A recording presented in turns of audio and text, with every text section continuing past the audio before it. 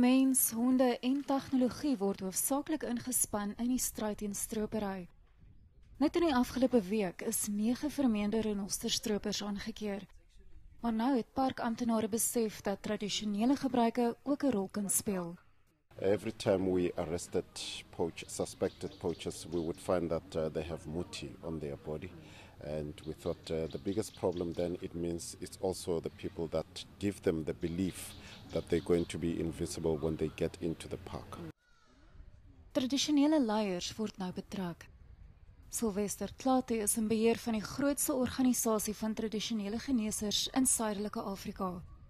Hy beweeg van stad tot stad om bewaringsbewustheid oor renosters te kweek. It was difficult initially. Even people, community, they did not want to take this. Even traditional healer did not want to take my message. But at last, because it was we had to intensify this campaign. They had to understand, and then at least they started to cooperate. Tlate moedig verantwoordelike praktyke onder tradisionele geneesers aan. Their need of fat, indigenous plant, etc. So they say no, they are welcome. The best way we be educating them is to come to the park directly through my office. They can come to the park so that they can get some fat in indigenous plant that they need legally. Aan die ander kant van die park is daar 'n bewaringsplek vir renosterwesies. Hulle is gered nadat hulle moeders gestroop is vir hulle horings. Hulle kanse op oorlewing op hulle eie is bitter skraal.